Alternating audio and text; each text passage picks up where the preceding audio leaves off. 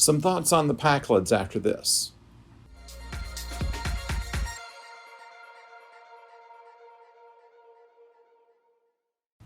Hello out there, I'm the oldest nerd, and we're here on the porch of the main house.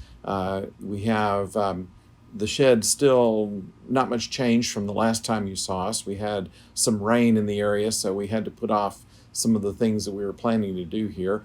But today we're back over here doing some cleanup and some reorganization of some junk so we can eventually move over here. We're thinking in a couple of months. Anyway, my thoughts on the Pakleds as influenced by the latest Lower Decks episode, which had three going stories in it. One, of course, being about the Red Shirts group, a group of ensigns who were looking to speed up their promotion schedule. The second story about just a normal cleanup space stuff activity that the ensigns had. And the bigger story where there was some kind of negotiation with the Pakleds. And without going into the story at all, it made me think about the Pakleds and how they got started as an alien species and how they're so different from all the others that we've been used to. They started out as an episode of Samaritan Snare in The Next Generation. And in that case, they appear to be kind of a race of dullards, not people who really would have known how to make it into space, much less be a warp-capable civilization. And what they've done, actually, is have a way of being able to trick others into providing them with the technology they need to move forward without actually working for it. And that says something about them different than any other races and aliens that we have met in Star Trek up to this time. Most of what we have are either primitive societies, as we saw in the original series, where they weren't space capable, or space capable societies that have pretty much the same technology as the Federation does. And it makes sense that there might be a group that don't necessarily. And the writer of the original Pakled episode, Robert McCullough, considered the Pakleds to be kind of a third world type of society in which they weren't really stupid, but they just looked that way. And people took advantage of them or took them for granted, really, in the amount of threat that they would be. And it's allowed them to move themselves up in the galaxy in a way that another species might not be able to. But what we've seen in most of Trek is most races have a similar amount of technology, a similar amount of intelligence, or perhaps more intelligent than our heroes. And it's always the challenge in order to keep up with them by matching wits. In the case of the Pakleds, they manage to get what they want, making people underestimate them.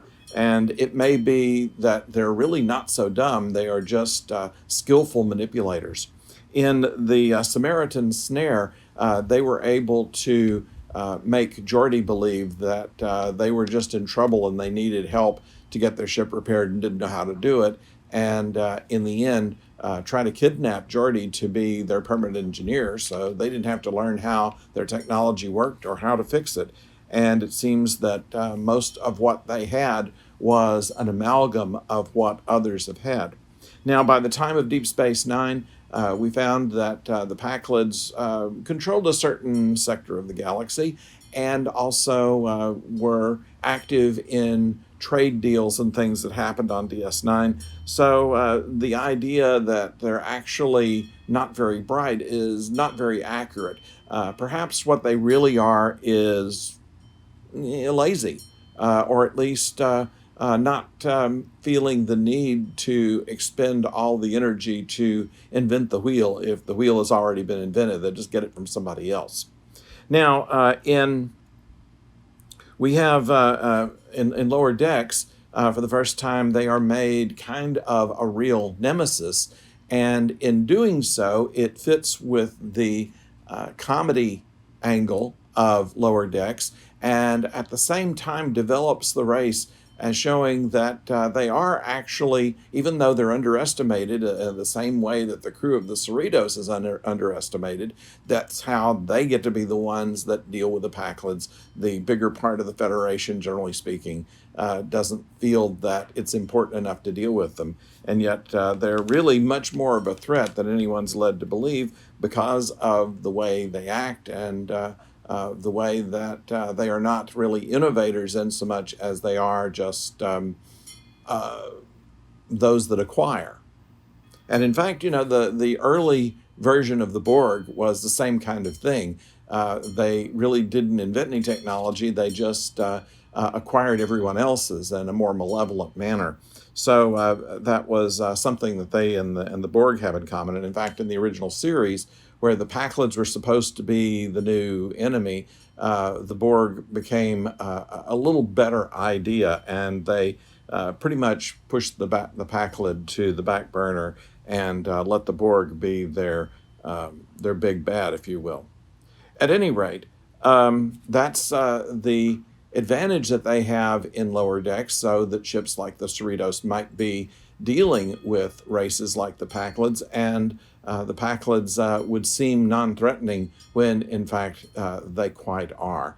And it did do a good bit in this episode to show that the valor and ability to outwit others is still present, even with the Cerritos branded as one of the least important vessels in Starfleet from the very beginning of the series.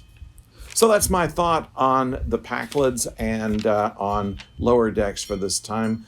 We see, of course, the usual amount of Easter eggs, and we won't go into that this time, but certainly there is something for everybody in this episode. It's a good start-in episode. It shows what everybody does, the fact that there is the group, including Boimler, who's always trying to get promoted, that there is the group that are just doing the drudge jobs, and then there's the bridge crew that are taking care of the bigger threat or challenge, which is not usually the main story in this series. So an interesting illustration of the whole series, and an ingenious way of making the Pakleds a lot more developed than they've been in previous shows. They've always been kind of the background characters, and they look to be the main people that the Cerritos goes up against in the future. So that's what I have this time. Hope that you enjoyed these videos, and hope that you will subscribe if you do, and ring the bell so you know when the next video comes your way.